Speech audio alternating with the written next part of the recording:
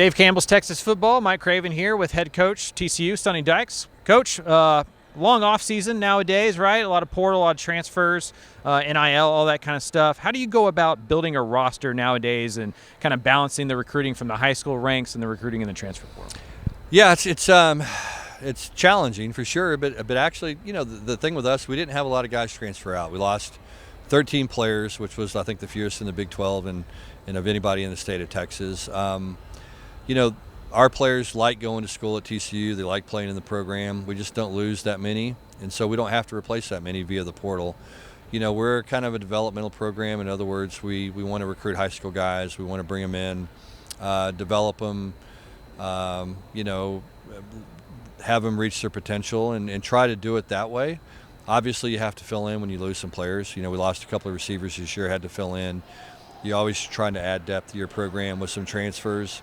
But primarily, we're kind of a high school recruiting football team, and so those are the kind of guys we want to bring in. Revenue share came in on July 1st. How do you go about kind of having those conversations with the players and talking about salary cap and dealing with some of the locker room stuff that may come with that? Yeah. The good thing is you just try to be as transparent as possible. You sit down with the players and you say, okay, look, here's the model. Here's how we developed this model. Here's why we developed it. Make them part of the process, I think, is big, where they understand, okay, well, I see why this happens. And a lot of it's based on some of the things from the NFL and what they've done historically, and those guys can relate to that. They see that, and they say, okay, this makes sense. So it's really just kind of about educating them and making sure that they get, why we're doing things. That's one thing we do all the time in our program. We try to make sure they understand this is what we're doing, this is why we do it, this is how it's going to benefit you individually and how it's going to benefit us collectively as a program. And so that's kind of where those conversations start. And the guys have been great. I mean, they understand it's new. They understand it's not going to be perfect. There's going to be some players probably that are earning more than they should, and there's going to be some players that are earning less than they should. The great thing is that'll correct in a year, and the guys that deserve to get more will get more, and the ones that don't won't, and so all that stuff will work out. We talk all the time about the NFL, and Brock Purdy's been on a rookie deal for 4 years now and has been one of the top quarterbacks in the NFL, and I think there were 37 quarterbacks making more than he was.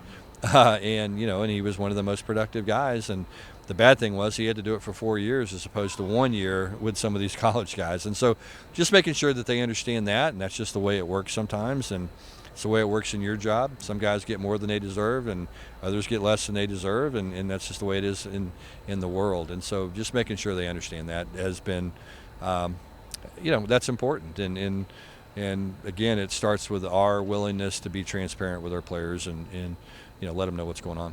And Purdy has to deal with the California-San Francisco prices on that rookie deal, so really getting knocked down there. Continuity on rosters is harder than ever, right? We're talking about transfer portal and all that kind of stuff. How much does that make continuity on the coaching staff in Port? You're going into year 4, OC's in year 3, DC's in year 2. How much is that going to be an advantage? Yeah, that's a big deal. I think that's a really big deal. I think that not trying to teach guys new schemes or new way of doing things is big. I think we'll make a huge jump in year 2 defensively with Andy Avalos, and we already have a lot more in now than we did at any point during the season, and so our guys know how to play the defense. They have a lot of confidence in it. They understand the adjustments. They understand why we're making the adjustments. They understand what's really, really important and makes the whole thing work. And so I'm excited about our defense. I think it's the deepest and most talented group we've had in a really long time, and so I expect them to play really, really well. And then year 3 with Kendall and his offense, I think same thing. The guys know what to do. They know how to do it. They understand why we're doing it and all the little nuances that make it work. I know after 2022, y'all lost some guys that maybe you weren't planning to lose. The roster takes a hit. Where do you feel like it is now going into 2025? What are your thoughts on just the overall health of it? Yeah, really good. I mean, I think that we have done a really good job of evaluating high school players. I think that's, the fact that we took very few transfers, I think speaks highly to that. If we had taken 20, 25 transfers, what would that say being in year 4? That would say that we hadn't evaluated well, we hadn't recruited well, or we hadn't developed well. And the good thing is we didn't have to take many because we have evaluated well, and those guys are developing. We have really, really good young players in our program right now that have a chance to be really special, and as they continue to develop. And so that's what you want. You want to build your roster that way, and you're going to have to fill in sometimes in the portal. But again, if you can do it with high school guys, that creates continuity, and we're a developmental program. We're not going to try to go out and sign 25, 30 transfers every year and hope it works. We have a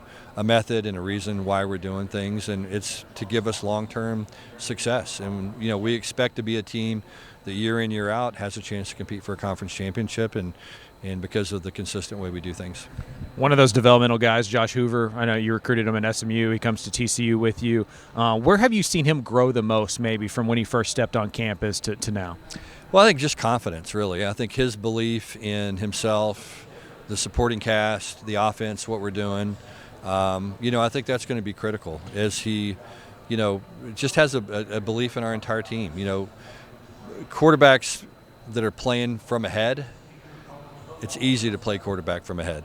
You know what I mean? Because you don't have to take chances. You don't have to be risky with the ball. And so when you are better defensively, that takes a lot of heat off your quarterback. Now he doesn't have to go force throws. He doesn't have to do things, that are risky. He can be a little bit more conservative in his approach. And so I think that's going to be big for us is being better defensive football team. I think we'll take a lot of heat off of Josh and allow him to just go out and continue to check the ball down, make the routine plays. Don't try to make the special plays. He's certainly capable of making those, but we want him to do. We want him to just to play the game and keep it simple and don't try to do too much. In 2022, y'all kind of come in under the radar, go 12-0.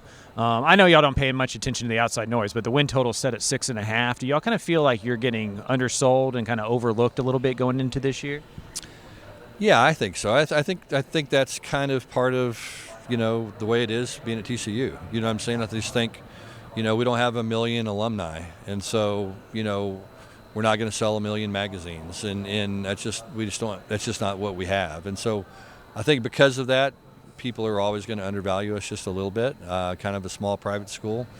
But, again, I think we would put our consistency as a program up against anybody's since, over the last 25 years. And so, we're the winningest team in the Big 12, us and Kansas State, over the last 3 seasons.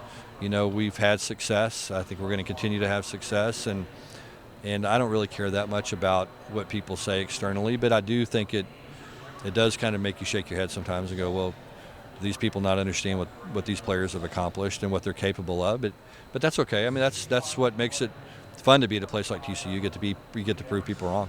All right. Sonny Dykes, head coach TCU. Appreciate your time. Thank you. Appreciate it. Thank you. All right. Good seeing you. Nice seeing you. Okay.